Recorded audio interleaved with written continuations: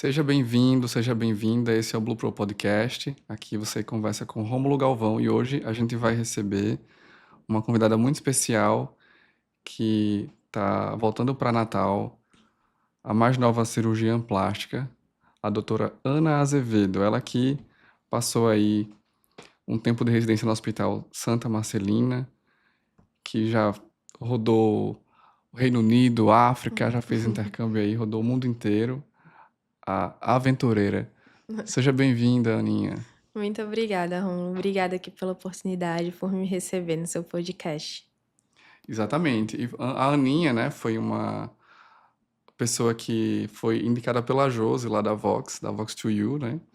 Encontrei com a Josi há umas 2 semanas atrás, ela falou assim, olha, tem uma pessoa que a gente vai ajudar aqui Ajudar não, né? Que a gente vai conhecer para a gente crescer junto, ajudar a desenrolar essa questão de oratória. Mas, pelo pouco que eu já conheço, a Aninha é ela que vai ajudar a gente, viu? A desenrolar aqui, porque ela é super desenrolada. É o contrário, tem um ouro aqui que ela tá escondendo aqui. Então, para mim foi uma surpresa, né, esse convite, quando a Josi me falou.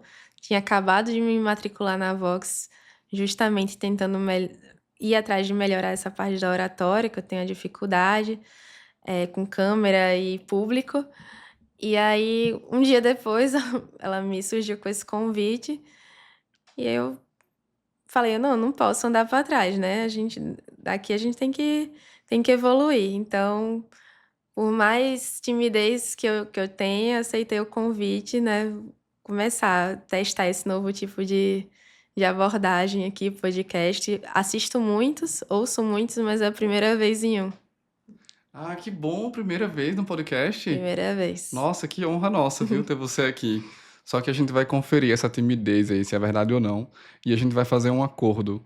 Eu e você que tá em casa, você tá no seu carro, ouvindo o podcast, você vai parar agora mesmo. Vai olhar aqui, Aninha, se você estiver dirigindo, obviamente, pare o carro. Essa pessoa maravilhosa que veio aqui, se arrumou aqui pra vir numa manhã de terça-feira, pontualíssima, trouxe Dona Jerusa aqui com a gente. Tá ali atrás, hoje tem plateia, tá, galera? E se você gosta do que você vai ver aqui hoje, do que você vai ouvir, você vai deixar o seu like e vai seguir o nosso canal. E a gente vai conferir agora essa super entrevista. Não, mas aqui é tranquilo, a gente tá em casa, viu? Aham. Tranquila. Aqui, nosso propósito... Esse é um projeto, né, que é um projeto pessoal meu, né? Eu tinha essa vontade de me lançar, de comunicar e conhecer gente, né? Só que a gente chegou a fazer uma vez, aí eu não gostei. Todo cheio de roteiro, script, aí se preparava, mandava pra pessoa as perguntas antes. Aí parecia uns robozinhos, tudo engessadinho assim, tudo bem quietinho. Aí eu desisti.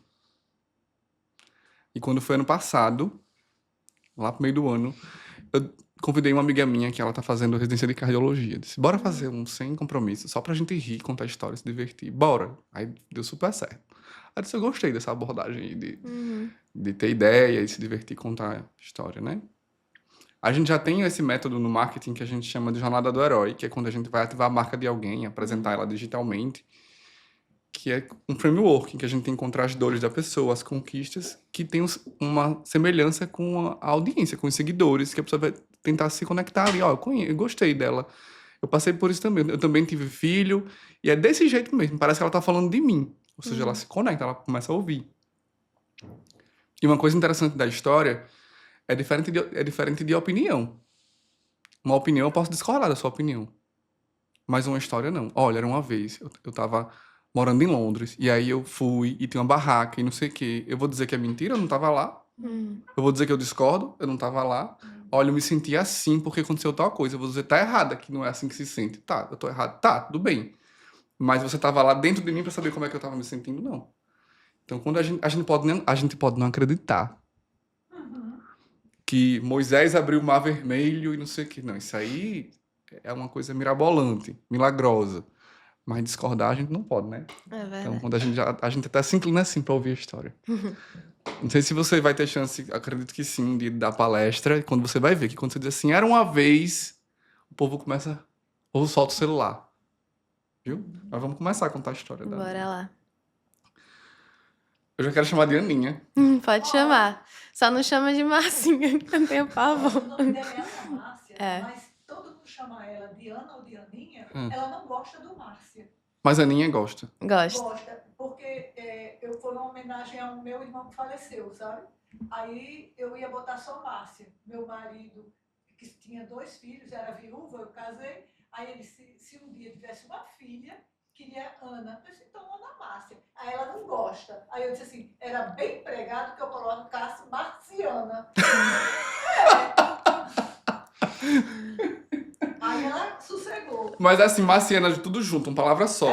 Que é tipo de Marte, né? Essa aqui é marciana. Aí, É porque eu sempre achei Ana Márcia muito comprido e sério. E eu acho Ana uma coisa mais suave. mas eu só In- chamo ela de inclu- Ana É, Márcia. porque minha impressão é, se eu vou levar uma bronca, é tipo Ana Márcia, que tá vindo da minha mãe, entendeu? Mas é Agora, verdade. Bronca vem o nome completo. exato. Aí quando me chamam assim, eu acho muito sério. Aí eu chamo muito de filhota ou então de mamate. Mamate porque ela desse tamanho, com 1 ano e meio, que ela foi para o jardinzinho, aí as crianças chorando, quando a mãe foi embora, ela não. Ela saiu, as mães estavam chorando por pena que os filhos estavam chorando. E eu disse, eu vou já chorar porque a minha foi embora, nem. Não olhou nem pra trás, hein? Não. Aí depois os outros foram atrás dela. Aí quando a professora perguntava os nomes, os meninos geralmente, as crianças outras tinham 2, ela tinha 1 ano e meio e estava assim, vamos fazer um teste. Se ela se adaptar, fica, senão ela vai. Muito novinha, né? Mas eu trabalhava 2 expedientes, né? E já tinha terminado licença gestante, férias 2 que eu acumulei, e aí não tinha mais como. Aí, quando perguntaram o nome dela, aí ela, Mamate. Era Ana Márcia, ela, Mamate. Ai, Muito meus- novinha, nem falava direito, né? Muito novinha. Aí meus irmãos me chamam assim até hoje, minha família também, minhas as amigas. professoras lá, tudinho delas, Mamate, vem cá, Mamate. Aí Pronto, ficou. pegou. É. Tem quantos irmãos, Ana? Tenho 2 irmãos mais velhos, né? Eu tô com 30, eles estão em média aí de uns 14, 13 anos mais velhos que eu. Que eles foram do primeiro casamento do meu pai, né? Então a gente tem essa diferença de idade. A caçula é a mais bajulada, né? Com Protegida. certeza. Vou mentir? É uma posição boa. Como foi que você cresceu? Como era a pequena Ana? A mamate? Então, eu cresci aqui em Natal mesmo, sou daqui, né? Assim, eu criança, pelos relatos, assim, da minha família e do pouco que eu lembro, eu era bem espivetada, assim, tipo, bem independente, não era aquela criança tímida que ficava escondida atrás da saia da mãe. Eu saía, assim, tipo, a gente frequentava, assim, aos finais de semana, Natal Shopping, por exemplo. Daí eu saía, tipo assim, me perdia de propósito dos meus pais, ficava entrando e saindo das lojas, sei lá, fingia de manequim. Eu era criança, assim, super independente, interativa, que até um pouco diferente do que eu sou hoje, assim, por várias coisas que aconteceram. Mas era uma criança bem ativa, assim, bem... que não tinha medo de sair, explorar, descobrir as coisas. Perfeito. E na escola você era mais metódica, sei lá, mais nerd ou você era mais... Então, assim, eu nunca tive dificuldade de acompanhar a escola desde pequenininha.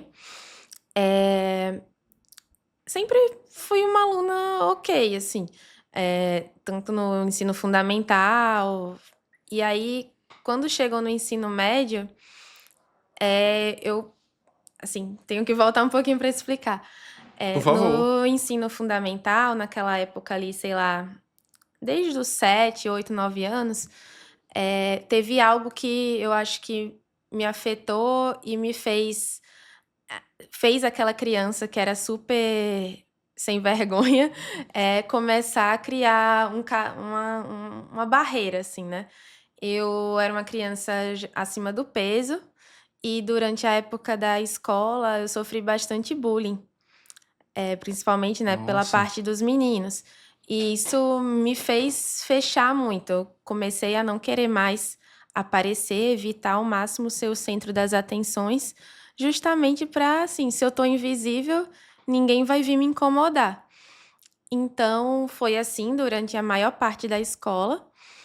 E aí, quando chegou no ensino médio, né, aquela faixa dos 14, 15 anos, que você não é mais criança, tá começando ali a adolescência, daí eu comecei a ficar mais vaidosa, querer emagrecer, fazer, entrar naquele padrão, né?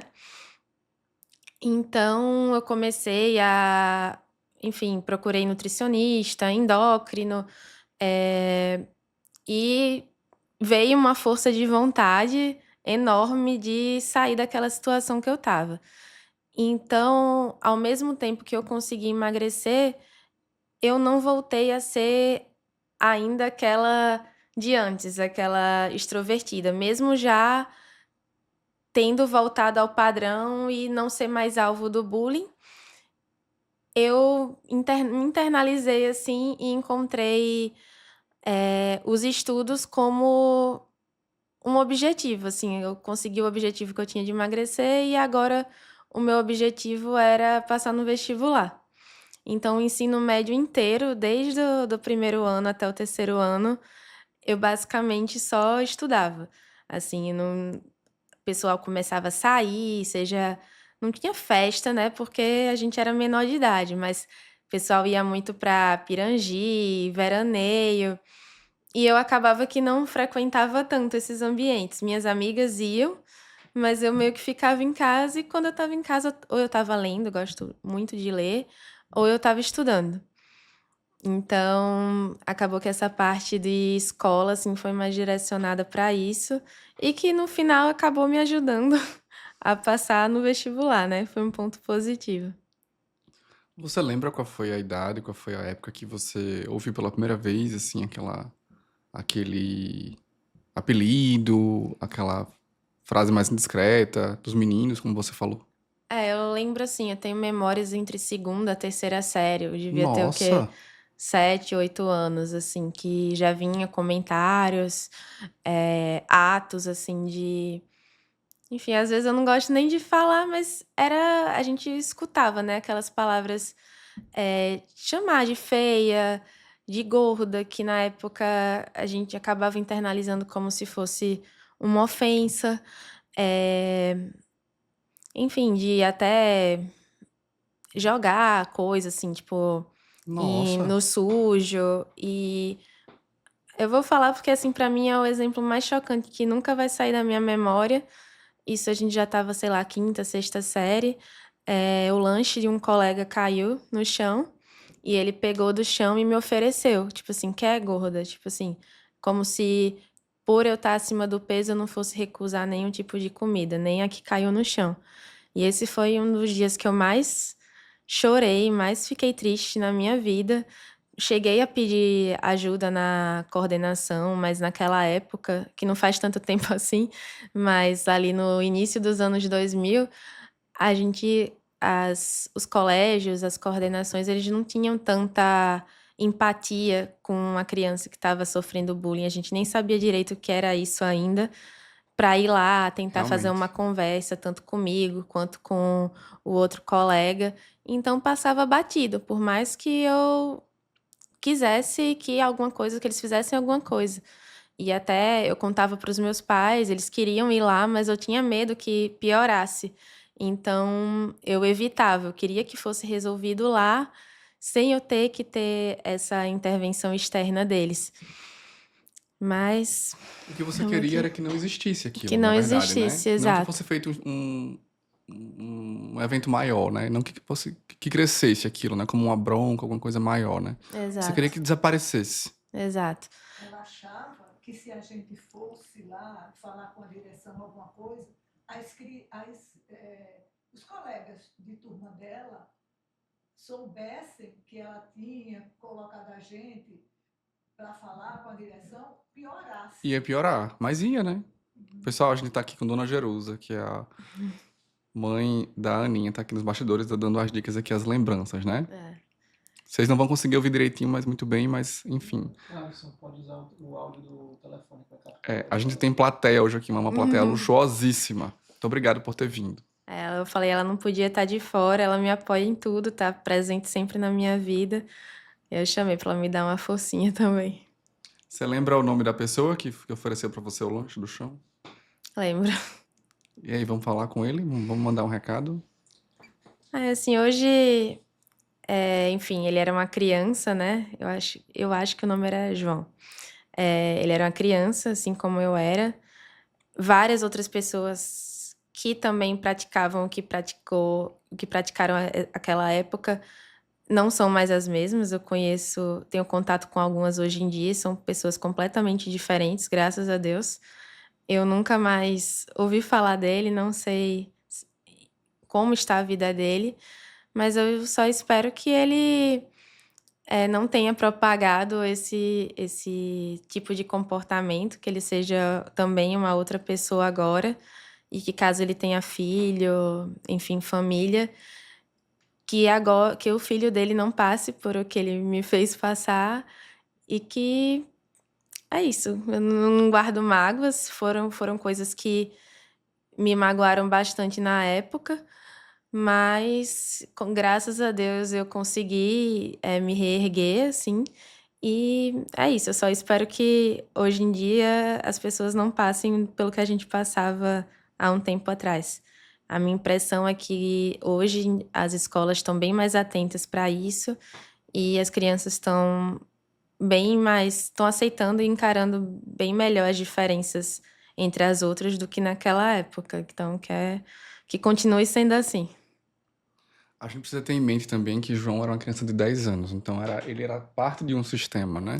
De um sistema que era ok você fazer isso, né? Não era culpa dele também. Ele era tão inocente quanto você. Então ele aprendia, ele reproduzia um comportamento que ele viu em algum lugar, talvez em casa ou na própria escola. E assim como você, ele foi uma vítima também desse sistema, que não educou ele para fazer isso. Eu acho que o recado aí é para os pais, né? Que Exato. às vezes você tem um filho que ele não sofre bullying, mas às vezes ele é o filho que faz o bullying. Que eu acho que é o pior que tem, né? Ele reproduz um comportamento. Agora, tem uma coisa que você falou que eu achei super interessante.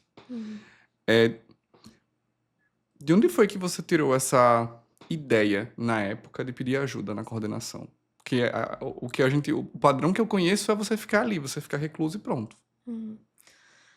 Bom, assim, eu aguentei bastante coisa calada, né? Era diário, né? Todo dia você escutava uma coisa diferente. Mas eu me senti tão humilhada nesse momento, que foi tipo assim, o ápice do que poderia acontecer, eu acho. Que, poxa, você pegar um alimento ali que contaminou, que tá sujo do chão e oferecer para outra pessoa, eu me senti, não sei nem descrever como eu me senti na época.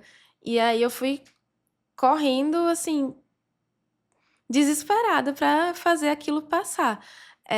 E eu lembro que eu nem fui direto para a coordenação, porque eu já achava que eles não iam ser compreensivos. Eu fui para uma professora que eu era mais, assim, que eu achava mais humana, uma professora de história. E aí Qual o nome dela? era Andréia o nome dela. Falei com ela e ela me ajudou a levar o caso para coordenação. E que parou por aí, assim, que eu lembre, acho que ele foi chamado, mas assim, a família dele não chegou a saber. Ou seja, uma criança por si só não ia mudar esse comportamento. Se não chegou aos pais dele, provavelmente ele não deve ter aprendido muita coisa com esse fato. Mas pelo menos eu senti que o que eu poderia fazer ali no momento, eu fiz.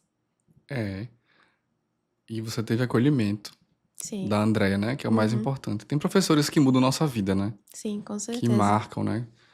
Eu tenho certeza que não eram todos. Tinha a Andréia, aquela uma pessoa que você tinha confiança de ir lá e você sabia que ela não ia fazer o mesmo que o outro fez, ou algo parecido. E ela teve esse acolhimento com você. Sim. O que me chama a atenção é o comportamento de maturidade que uma criança tem. Na época você devia ter o quê? 10, 11 anos, né? Que era a época de Por quinta, aí. sexta série. E você teve essa maturidade de dizer assim, eu preciso buscar ajuda profissional. Que é uma coisa que muitas pessoas adultas não exercem esse poder de consciência, esse poder de busca. Seja para procurar terapia, seja para procurar uma nutricionista, seja para procurar uma cirurgia plástica, né? Ou elas buscam por razões erradas, às vezes ela busca a plástica para emagrecer, que é o oposto, né? Ou elas esquecem de que talvez o que solucione o caso dela não é nem a plástica, não é nem uma alimentação melhor, é uma psicóloga que vai tirar ali um comportamento compulsivo ou vai resolver um trauma, né? Mas o que é que você acha que hoje você tem doutora Ana Azevedo? Isso. Doutora Ana hoje acabou de fazer 30 anos e, Quase 31 agora. e é cirurgiã plástica. Isso. Então, assim, qual foi a grande lição que você tira disso tudo? Bom, eu acho que assim, acaba que como você se apresenta para a sociedade, né? Enfim, seu corpo, apesar de não deveria ser algo que as pessoas te julgam pelo seu corpo, assim, mas acaba que a gente, querendo ou não, vai ter esse julgamento. Eu acho que se você estiver confortável com ele, não importa o que os outros vão falar. Apesar de sempre, no meu caso, eu era uma criança, óbvio que eu estava bem ali, mas eu acho que o que me buscou emagrecer naquela época, pelo menos, como criança, não era a saúde. Na minha idade de 13, 14 anos, eu não pensava, eu vou emagrecer porque eu quero ter uma vida saudável e, sei lá, chegar aos 80 anos bem. Eu não pensava nisso. O meu emagrecimento naquela época foi puramente por aceitação. E eu sei que hoje em dia, muita gente ainda procura métodos de emagrecimento, seja nutricionista, seja a caneta, seja a cirurgia plástica, como uma forma de se encaixar na sociedade. Eu entendo, mas ao mesmo tempo eu percebo que não adianta você estar bem perante os outros se você não está bem consigo mesmo. O seu corpo tem que te deixar feliz. Tanto que tem algumas pessoas que, após vários procedimentos, ainda querem fazer mais porque nunca estão satisfeitos. Então, essa parte a gente chama atenção para que a gente não pode ficar só na parte que a gente está vendo. A gente realmente tem que, para fazer uma cirurgia plástica ou qualquer tratamento de saúde, a gente tem que primeiro estar bem com a gente mesmo, saber o que a gente quer. Sim, eu sempre escuto isso, sabe? Que existe o padrão, é claro que a gente observa quando a gente vai contratar alguém, seja um parceiro de negócio, seja um funcionário, alguém que vai te ajudar ali, uma gerência na tua empresa. Eu sempre pergunto, ontem mesmo eu fiz um processo seletivo aqui na empresa e eu perguntei se a pessoa fazia alguma atividade física. Se ela não, eu perguntei, ela falou que não. Eu falei assim, se você não cuida de você mesmo, como é que você vai ajudar a cuidar da minha empresa, né? E eu sei que existem exceções. Não é todo mundo que é assim. Tem gente que, como você, né? Mesmo conta, você falou assim, eu era um pouquinho acima do peso, mas eu era muito estudiosa, eu dava conta. Mas a gente sabe que existe a questão do padrão também, né? Isso é um pouco... É uma faca de dois gumes, porque é uma realidade. As pessoas olham, né? Voltando um pouquinho no tempo, viu? Que você já começou a falar de cirurgia plástica, e a gente vai explorar muito ainda hoje aqui nessa edição. Mas eu queria saber, assim, o que foi que fez, se foi nessa época dos 14 que você falou, qual foi o momento que você falou assim, eu vou optar pela medicina. Então, eu cresci num ambiente de médico, basicamente. Meus pais são médicos, minha mãe é anestésio, meu pai é cardio, e o meu irmão mais velho também é cardio. Então, nessa época Seu pai ali, é cardiologista? quando eu estava nessa época já de, enfim, ensino médio, começar a escolher, meu irmão também já estava na faculdade, estava acabando já, meus pais, assim, e além disso, meu irmão do meio, ele é biomédico. Então, querendo ou não, na mesa, assim, sempre o assunto Não fugia muito disso. E eu sempre achava muito interessante, assim, por mais que às vezes eu não entendesse muito bem o que estava sendo discutido, eu gostava bastante. Teve uma época que eu fiquei em dúvida com outras áreas, porque eu sempre fui uma criança que gostei de desenhar, de pintar. Tinha, até hoje lá em casa tem uns quadros que eu pintei quando era criança. Era meio artista mesmo, né? Cadernos de desenho.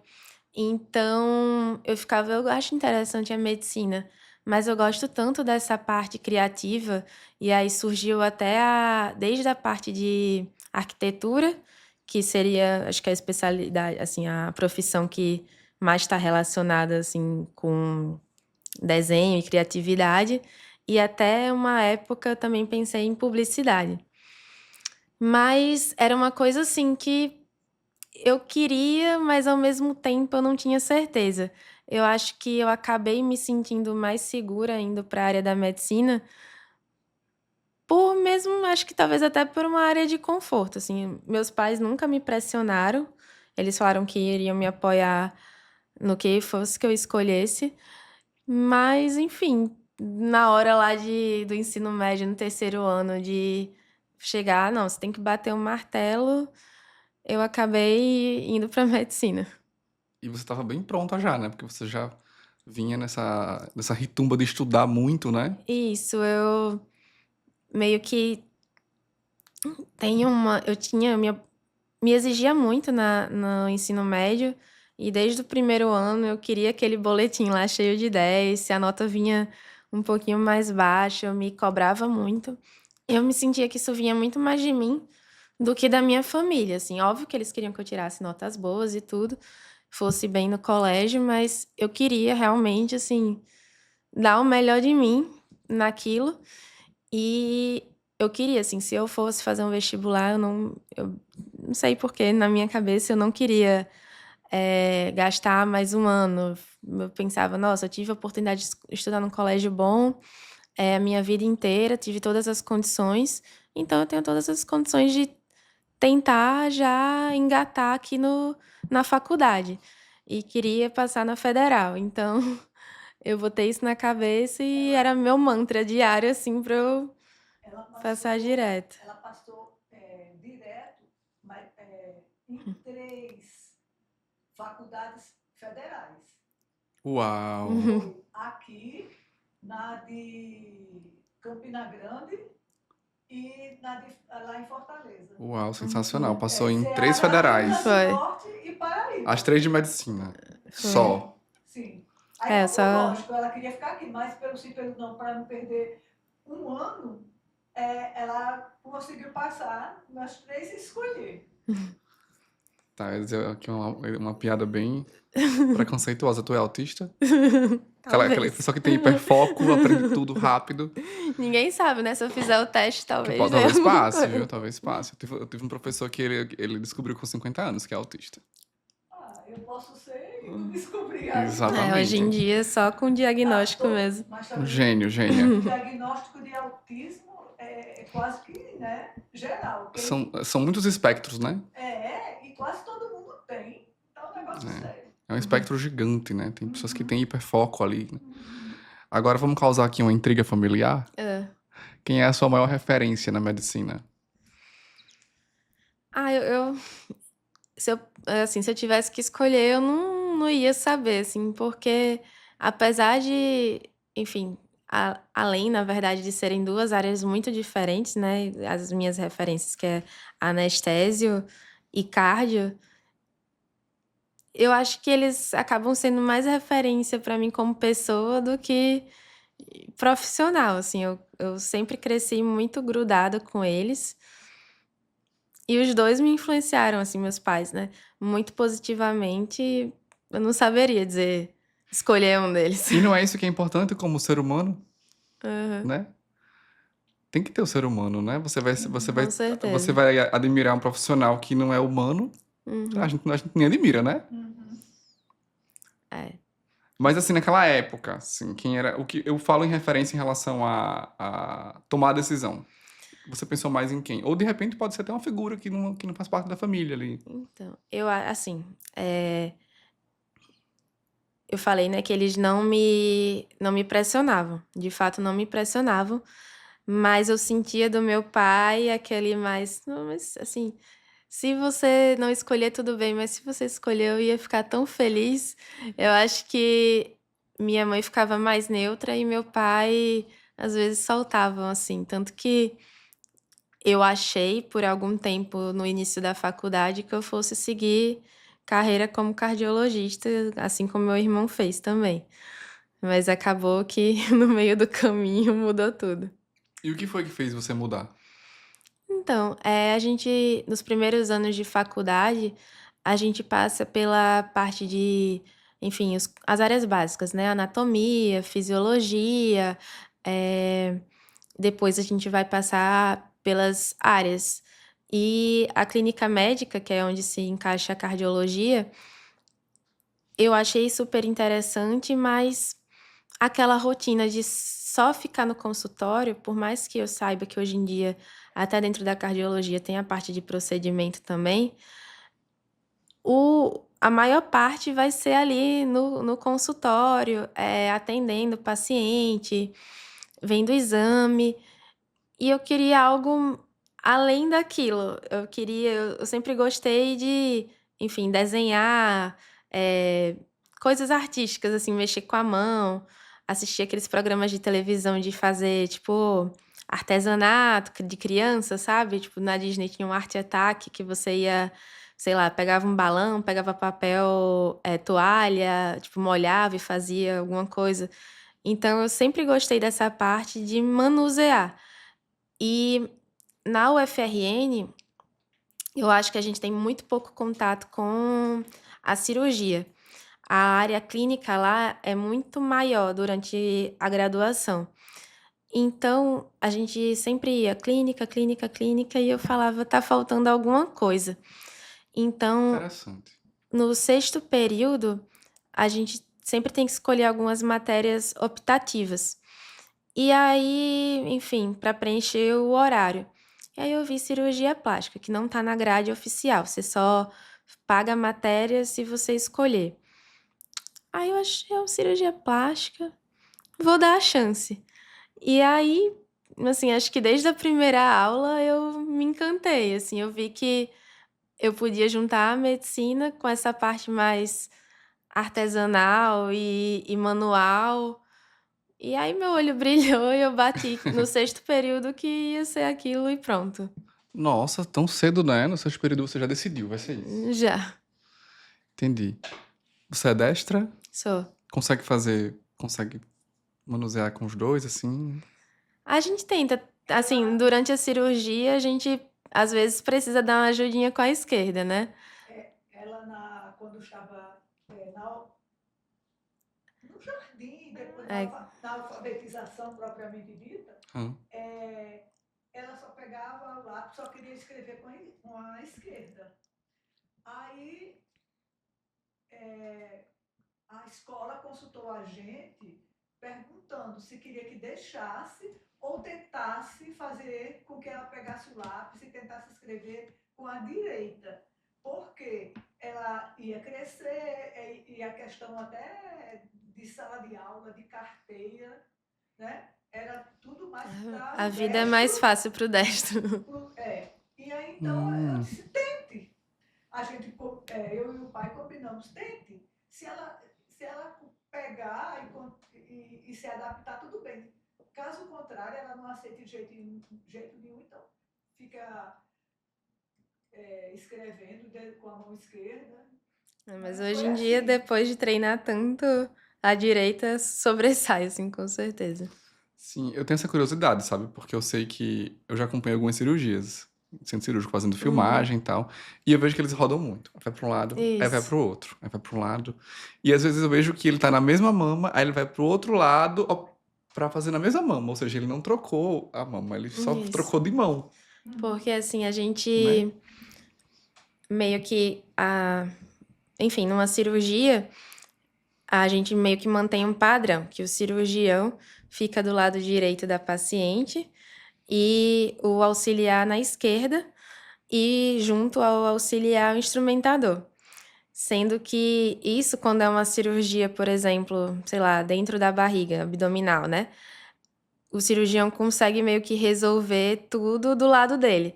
Mas aí na plástica a gente entra outra coisa importante que é a simetria, né? A gente vai operar uma mama, uma bléfaro, coisas que precisam estar. A gente vai tentar deixar o mais simétrica possível.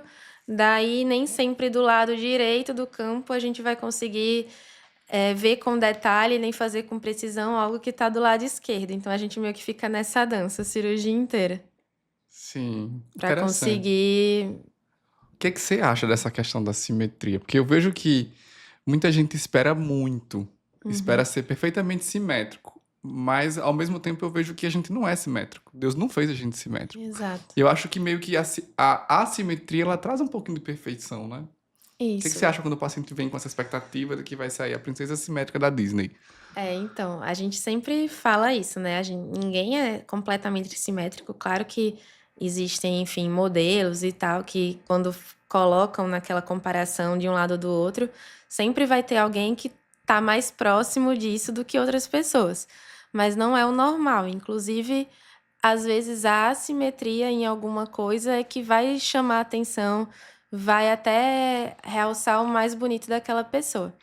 E a gente fala que na cirurgia plástica, óbvio que a gente busca deixar o mais harmônico possível, mas nem sempre a simetria vai ser o nosso objetivo principal. Por exemplo, se você for fazer um preenchimento facial, de um Hum, lado a gente vai precisar colocar mais um pouco de produto do que o do outro, ou então numa mama.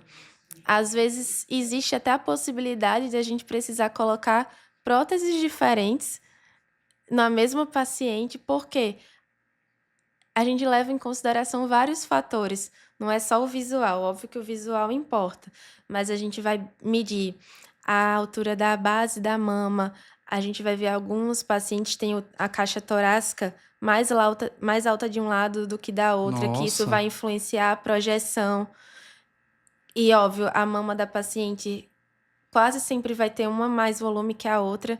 Então, a gente tenta que o resultado final seja simétrico, mas às vezes é algo muito impossível de alcançar. Se nem a natureza, que é tão perfeita, fez simétrico, às vezes o cirurgião, por melhor que ele seja, ele não vai conseguir deixar assim milimetricamente igual. A gente vai buscar recursos, seja isso de usar um material diferente, ou no final, aqui um colo ficou um pouquinho mais projetado que o outro, vamos enxertar um pouquinho de gordura para tentar simetrizar. E às vezes isso precisa até de mais de uma cirurgia, não é na primeira cirurgia que a gente vai conseguir, dependendo do caso. Então é um trabalho assim bem minucioso, que também é algo que eu gosto assim dos detalhes, para a gente tentar deixar a paciente o mais satisfeita possível. Mas é engraçado que a gente ouve relatos até de paciente que, às vezes, antes da cirurgia nem percebia que já existia uma simetria e depois do procedimento ficar lá no espelho, assim, procurando, ó, isso aqui eu acho que tá 1 milímetro mais alto que o outro. Ela se torna um pouco mais rigorosa também. nossa, ela entrou com 2 centímetros de diferença, aí É, não percebia, agora percebi 1 milímetro, entendi. acontece. E aí, às vezes, é bom que a nossa profissão a gente fotografa tudo, né? Então a gente consegue trazer assim, olha, você se lembra aqui como era?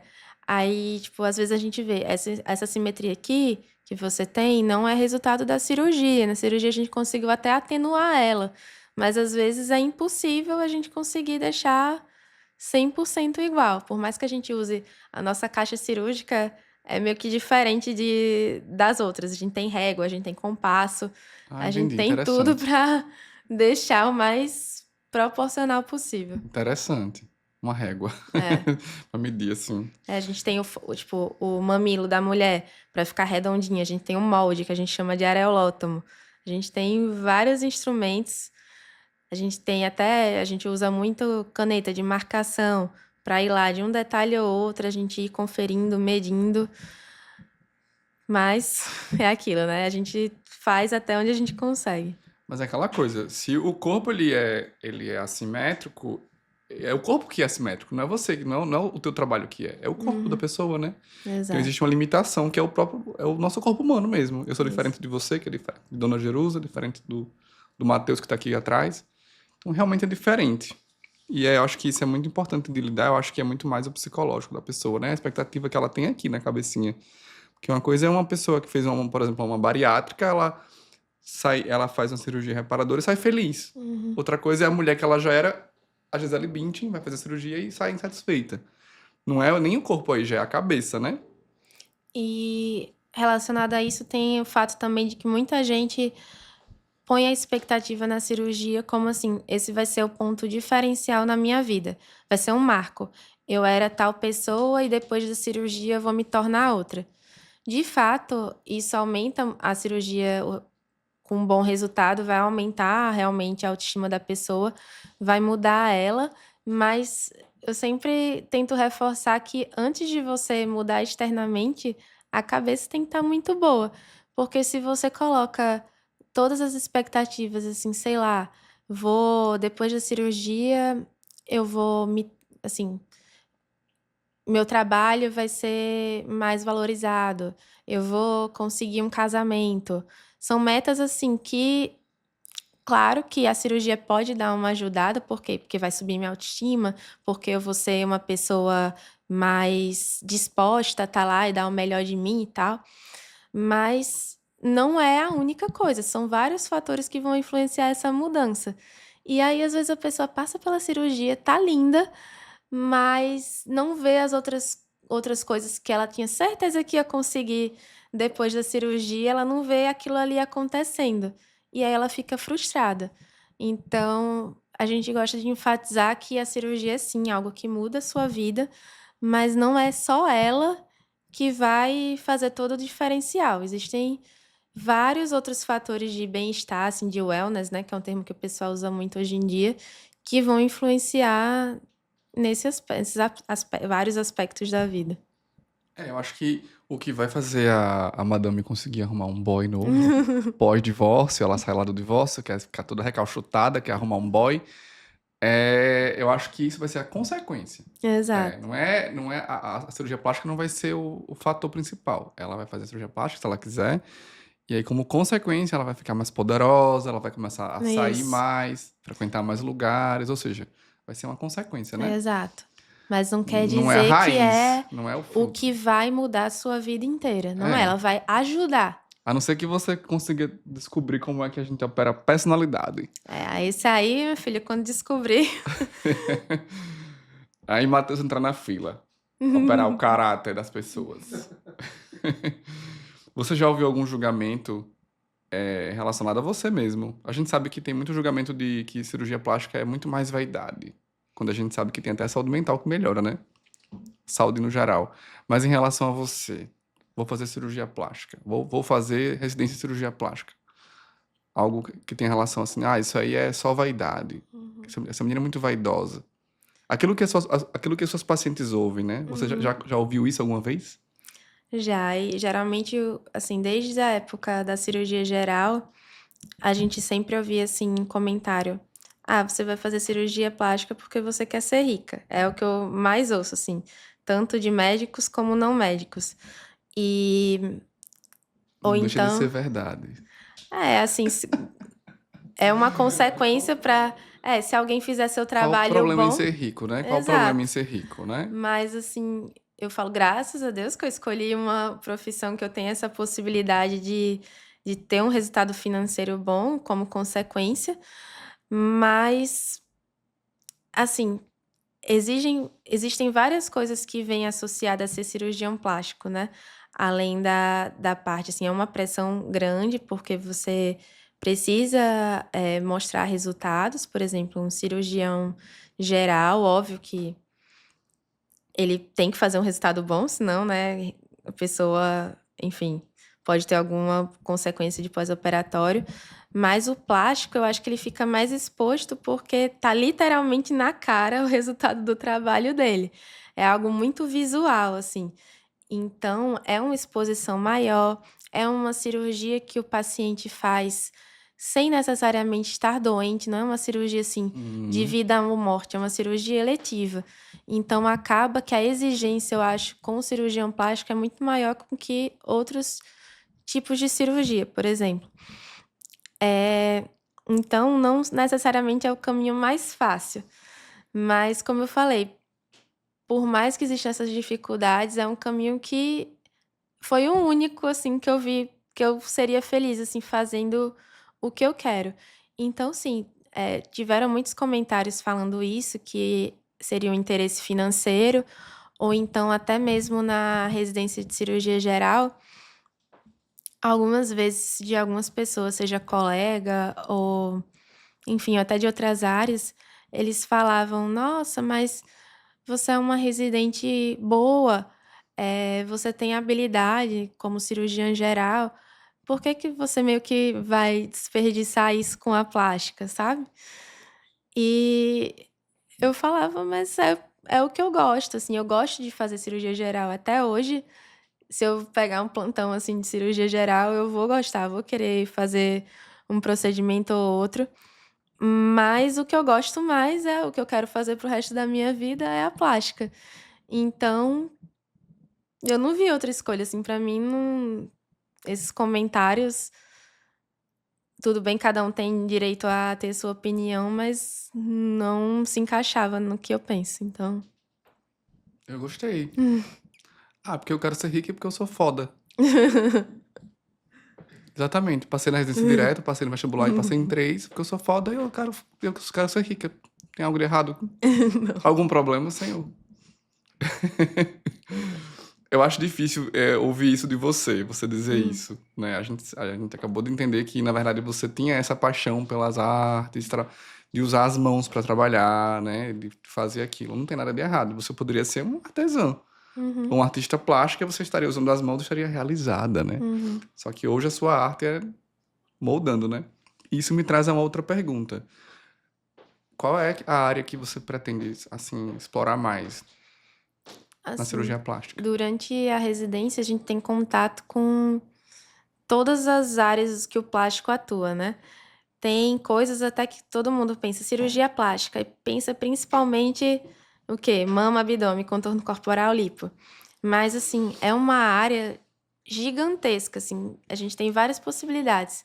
Tem desde até parte de trauma, de fraturas que a plástica corrige, Acidente, né? A pessoa isso. machucou o rosto, caiu da moto, sei lá. Exato. Aí crianças que nascem com, o lábio leporino, né, que é a fissura lábio-palatina, tem cirurgiões plásticos que se dedicam só a isso, ou então crianças sindrômicas com malformações. Existe um leque, assim, de possibilidades. Existe até plástico que faz só cirurgia de mão, que muita gente acha que é uma área exclusiva da ortopedia. Mas, assim, acho que a maior parte trabalha, assim, com a parte que eu também mais gosto, que é do contorno corporal. Mas é algo, assim, que eu não quero ficar limitada a isso. Eu gosto de aqui em Natal a gente tem, por exemplo, no Valfredo tem o serviço de queimados, né, que é o único do estado inteiro, que eu dou alguns plantões lá, eu gosto, acho bem interessante essa parte de reabilitação do paciente queimado,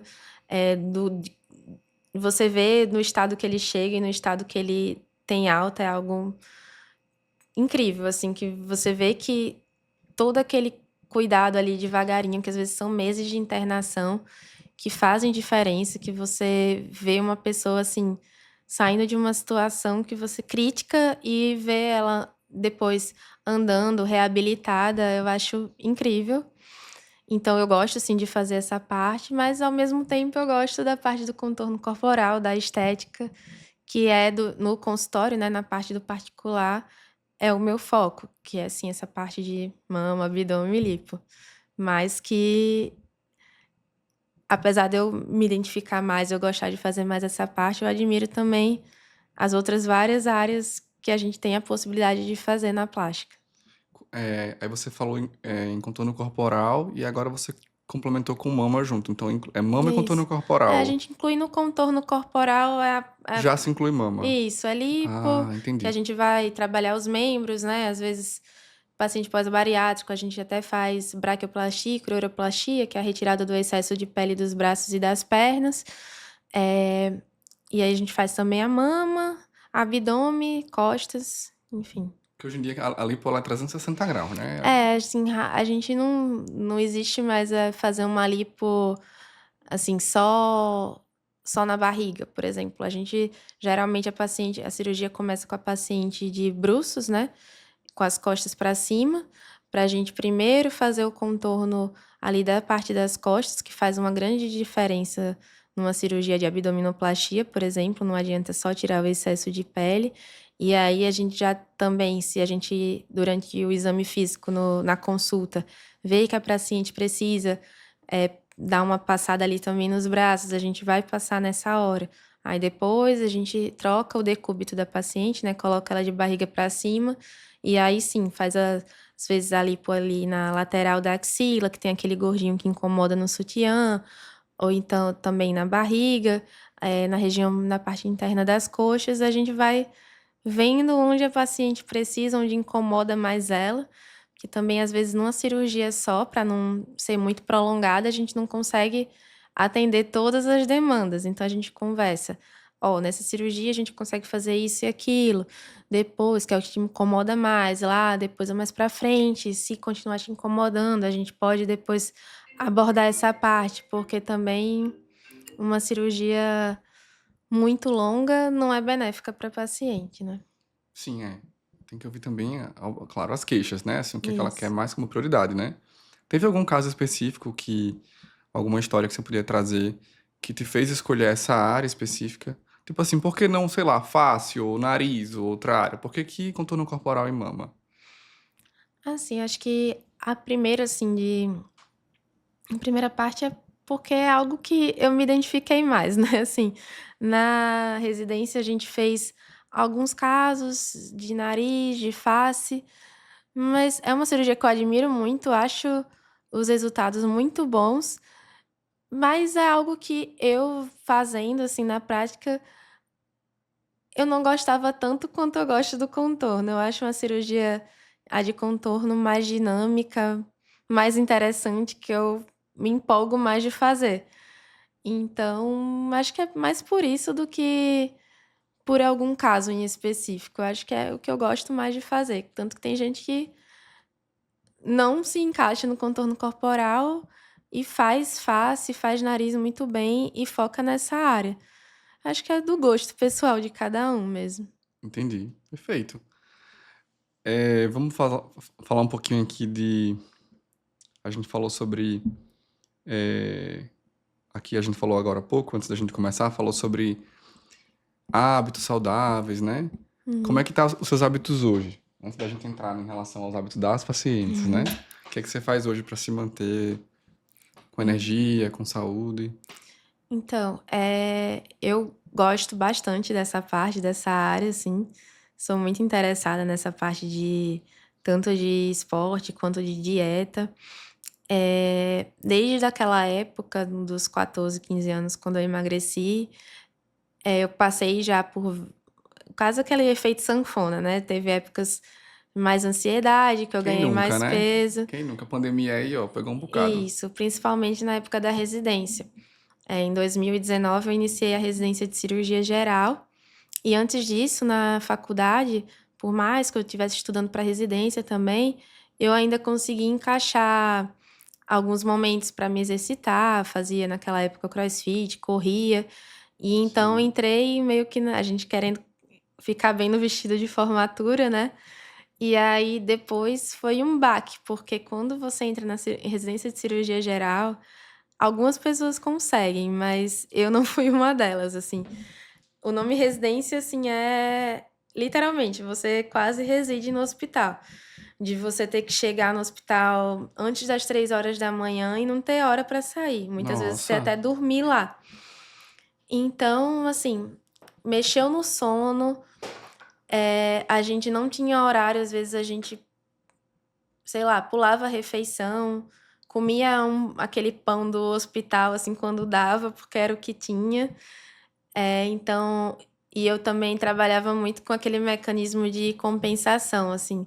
Nossa, passei o dia sem comer, não comi quase nada. Eu vou chegar em casa do hospital, vou tomar um banho e vou comer uma pizza inteira. Então, associado a esse comportamento nada saudável, eu tive que parar de fazer exercício porque eu saía muito cedo, chegava muito tarde, chegava muito cansada, não tinha disposição nenhuma, por mais que tivesse academia no prédio, de fazer qualquer coisa depois de passar horas e horas no hospital. Então, foram alguns anos, assim, esses 3 primeiros anos da geral, principalmente, que eu virei sedentária e com aquela alimentação que eu não tinha há muito tempo. Tentava evitar excessos, mas não conseguia. Então, eu tive até um grande ganho de peso nessa época. Não chegou a ser tanto, mas eu acho que na faixa aí de uns 8, 10 quilos, assim, que como eu sou pequenininha já faz uma diferença grande. E aí, no Sim. finalzinho da residência da geral, que é quando a gente começa a ter um pouco mais de tempo livre, Qual que é a tua e altura? 1,60. E no início da plástica, que é uma residência, graças a Deus, mais tranquila que a geral, que a gente consegue ter uma rotina assim também fora do hospital. Aí sim eu fui voltando meus velhos hábitos de comer melhor, de me exercitar, mas eu comecei sem acompanhamento nenhum, assim. Eu sei que esses alimentos são saudáveis, eu sei que fazer exercício faz bem, mas eu não gostava, por exemplo, de musculação, eu odiava. Então, eu fazia mais aeróbico, gostava de ir ali para corrida, ou então para uma bike. Fazia basicamente só aeróbico, no máximo um funcional, para dizer que estava estimulando o músculo. E uma dieta, assim, saudável, mas com o que eu entendia de saudável. Até que eu perdi peso, mas estagnei num visual, assim, que não estava me agradando. E aí eu comecei a fazer acompanhamento com a Nutri e com a distância, a princípio, com um profissional da educação física que fazia os treinos à distância, que os dois eram daqui de Natal e eu estava lá em São Paulo. Tudo Então, online isso tudo já. online. Já você fazendo plástica. Isso lá para Ou seja, foi meio que 2023. pós-pandemia já, né? Já. Ah, nesse tempo a gente já confiava mais no mundo online. Isso. Que como só eram pessoas que eu já conhecia, que tinha referência, então Quem foi que te eu ajudou? foi de Nutri, foi Isabela Costa e de personal Anderson Fontinelli. Perfeito. Aí a gente começou, o trabalho na verdade começou com Isa, que ela começou a fazer minha dieta, e aí ela me apresentou a consultoria de Anderson também. E a gente foi fazendo junto, trabalhando com os dois, um puxava a orelha de um lado, outro puxava a orelha de outro. E assim, aprendi muito sobre nutrição, assim, de que não adianta você comer certo e comer as porções todas, assim, desproporcionais, né, do que a gente precisava. Então, eu consegui pegar uma noção muito Tinha boa. qualidade, mas tinha muito volume, talvez. Ou então, assim, pouca proteína, muito carboidrato. Enfim, Ah, tava bem desbalanceado, né? aprendi a entender do que eu precisava, mais ou menos. É, e aí Volta a Isa comecei. lá de 10 anos que tem aquela consciência de dizer assim, ah, peraí, calma, eu preciso procurar ajuda profissional aqui. Exato. Isso é muito forte, viu? Isso é uma coisa muito forte que você tem, que a gente poderia Isso. explorar mais na sua rede. Porque assim, eu sempre gosto de ser muito independente, de resolver minhas coisas sozinha, sem precisar da ajuda de alguém. Eu Uhum, sou resistente a isso. Mas aí, quando chega o ponto que eu percebo que eu não vou resolver tudo sozinha, aí uhum. sim, vira a chavinha e eu busco ajuda. Que foi nesse caso, que também junto com a Nutri e com o educador físico, eu também fui atrás nessa época da terapia. Que também é um ponto muito Sim, importante. 2023, terapia. Foi. Que maravilha. Depois de muito tempo, assim, nem sei como eu sobrevivi à Foi, residência a- de cirurgia foi, geral. foi a primeira vez que você fez terapia? Foi. Nossa! Pois é. Tipo, por mais que como médica eu soubesse a necessidade, é aquilo, né? Fui me virando sozinha até o ponto que eu percebi, não, preciso mudar alguma coisa, né? Não, peraí, devagar, vamos devagar. O que foi que fez você procurar terapia? Então, assim, Eu acho que eu deveria ter buscado muito tempo atrás na residência da cirurgia geral. Assim, eu não sei o que as pessoas sabem sobre, mas é uma residência bem pesada, assim, a gente exige muito, tanto você consigo mesmo, como outras pessoas também exigem muito de você. Hoje em dia também tá bem melhor, mas naquela época ainda tinha um resquício, assim, era quase um comportamento meio quase um militar, assim, sabe? Você tinha que fazer aquilo, horários rígidos. Se você demonstrava um pouco de fraqueza ou, enfim, fazia algo que, enfim, é raio humano, às Meio vezes que fazer você. corpo mole. Ou Ou então se você parecesse que era corpo mole. realmente você tinha que fazer uma coisa que você esqueceu, ou que você não lembrava, ou que você ainda não tinha aprendido a fazer da maneira correta. Enfim, várias coisas que você se você era punido e você se sentia mal, se sentia triste. Mas eu acho que naquela época eu estava tão ocupada em resolver, eu tinha tanta coisa para fazer, que eu não tinha um momento nem para parar, para ter essa tristeza, para perceber que eu precisava de ajuda, não tinha tempo nem para procurar ajuda. Antes da pandemia, principalmente, que foram os anos mais difíceis, no começo da cirurgia geral para mim, nem as coisas online realmente a gente não considerava, né?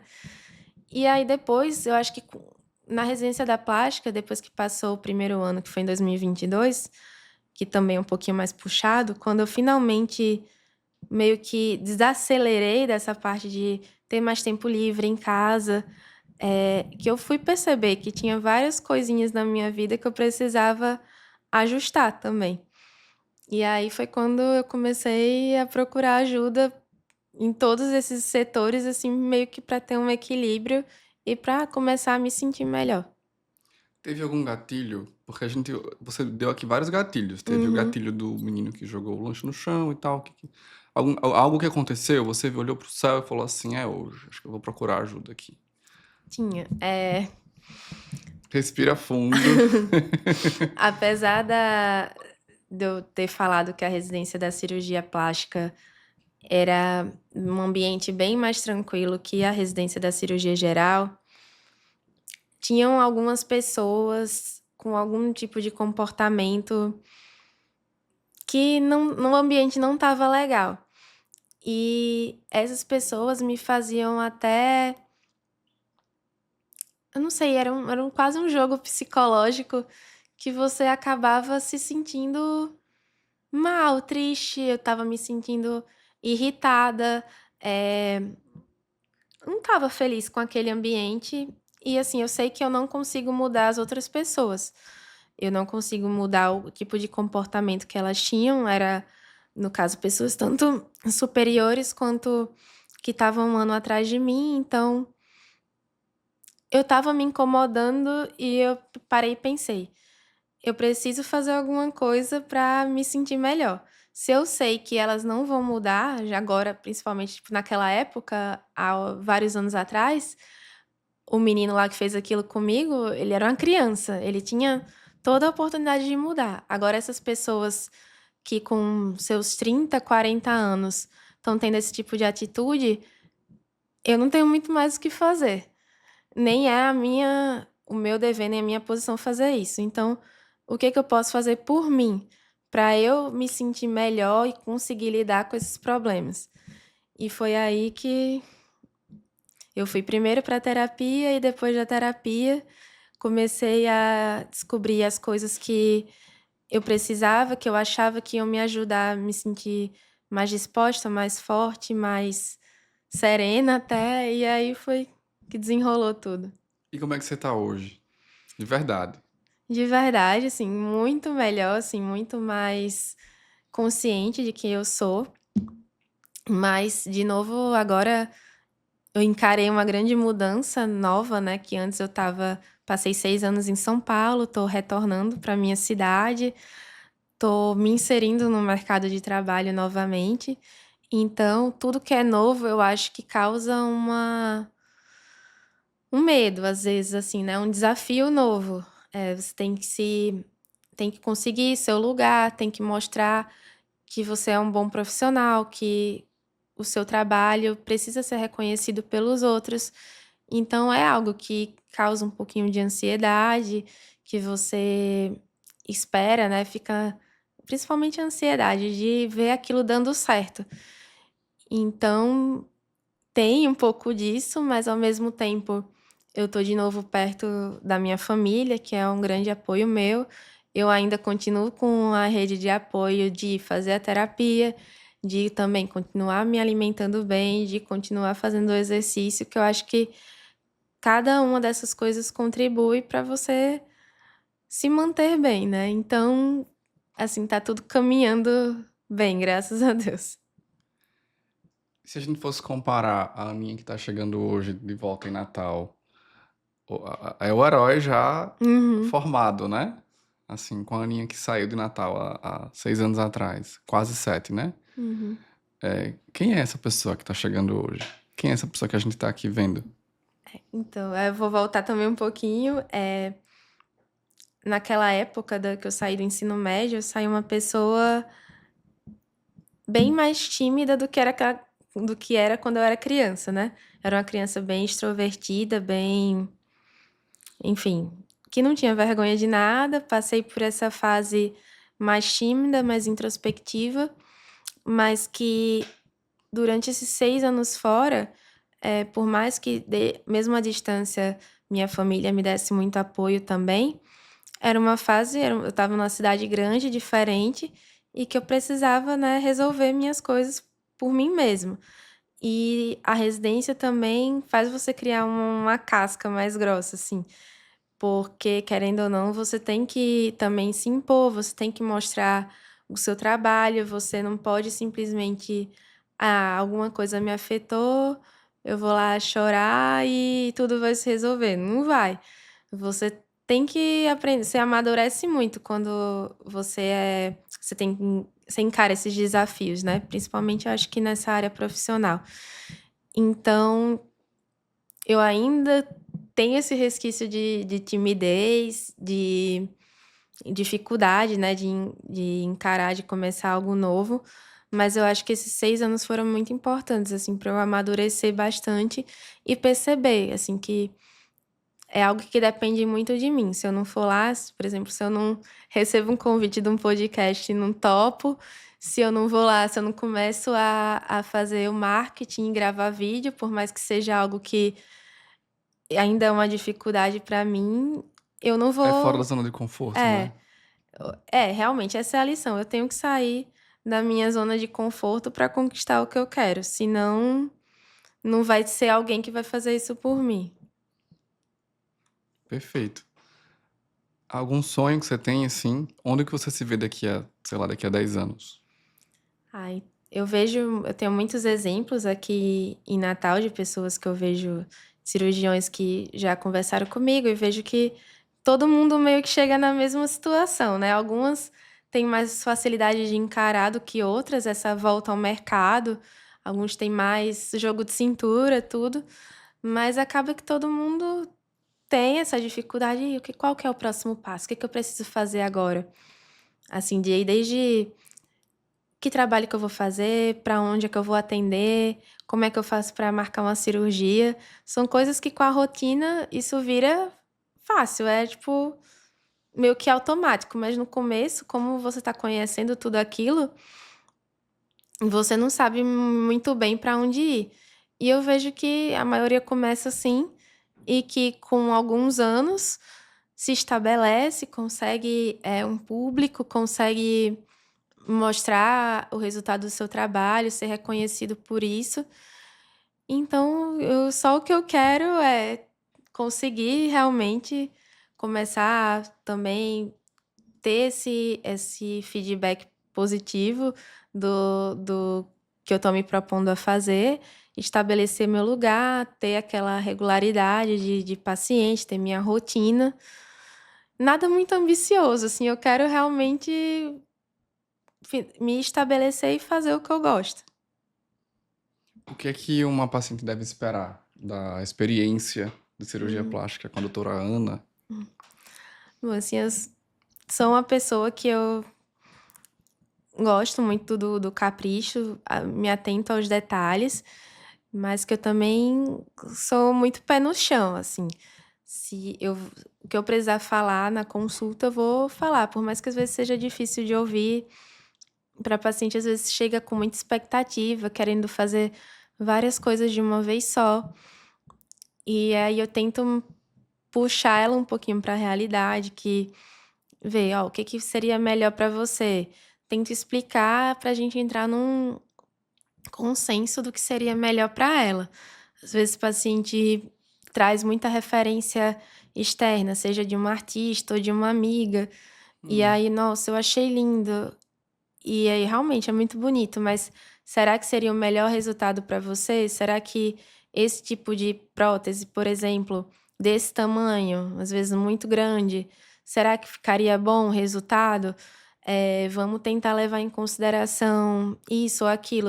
Eu vou dar sugestões para que a gente, em conjunto, chegue num resultado assim que seja legal para as duas partes. Assim, se eu realmente eu achar que a paciente não está no momento de operar, que ela precisa, às vezes, perder um pouquinho de peso antes de fazer o procedimento, ou ajustar, às vezes, algum tipo de medicação, alguma coisa, eu vou falar, assim, não é algo que a gente, às vezes, atende 100% do que a paciente vem na primeira consulta. Eu tento fazer ela enxergar como ela é, o que realmente ela precisa melhorar para que a gente consiga chegar no resultado mais harmônico possível. perfeito. E mais seguro, né? Que você falou em relação a otimizar a Exato. saúde, né? Ver alguma medicação e tudo. Não é A assim chegar e gente operar, não. Tem que tá isso, tudo certinho. pra gente conseguir chegar na cirurgia plástica, no dia da cirurgia, a gente passa por vários passos, né? Primeiro, essa primeira consulta para conhecer o que a paciente quer, a gente pede os exames pré-operatórios, a gente sempre pede o risco cirúrgico também, para tentar, já que, principalmente por ser uma cirurgia eletiva, que a gente não tem pressa em fazer, o paciente tem que ir para a cirurgia todo redondinho, assim. Não pode ter nada fora do esperado. E muitos pacientes vêm com essa demanda de, quero fazer tudo de uma vez para tomar uma anestesia só, sendo que também aquele procedimento, quanto mais coisa a gente fizer, mais longo o procedimento vai ser. E o paciente está lá anestesiado por muito tempo, às vezes uma cirurgia maior, vai ter uma perda sanguínea maior. Tudo isso vai aumentando os riscos possíveis, né? Que a cirurgia plástica, como qualquer procedimento, tem seus riscos. A gente faz de tudo para diminuir eles, né? A gente usa meias compressivas, a gente coloca a bota pneumática, que ajuda nesse retorno venoso, evita a trombose, tanto de membros inferiores quanto uma trombose, um tromboembolismo pulmonar, que é algo mais grave. A gente mantém o paciente aquecido. A gente faz, por exemplo, a lipoaspiração até dentro do limite que o paciente suporta.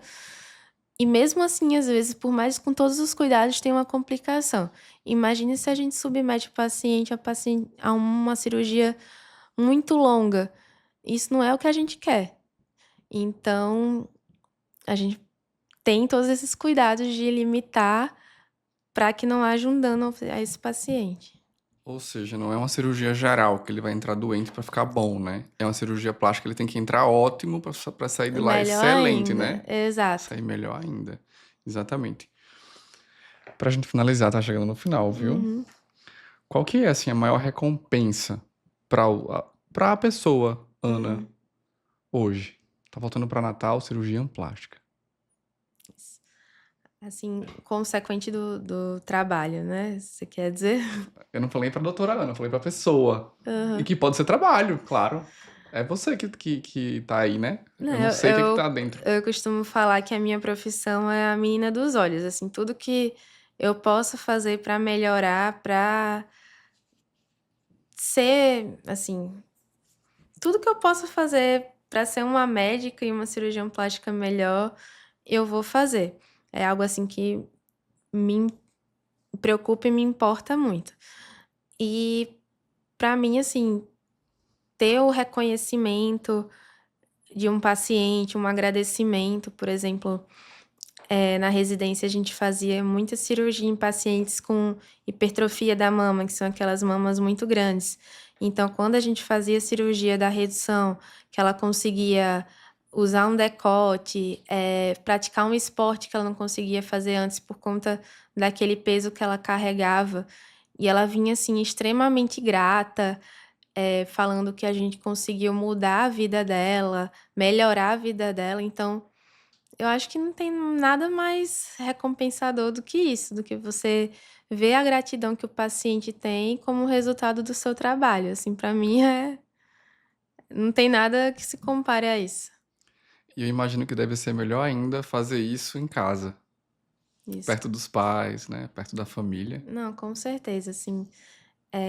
Eu poderia ter ficado em São Paulo, mas às vezes, por mais que eu gostasse muito da cidade, apesar da loucura que é lá, eu gostava muito.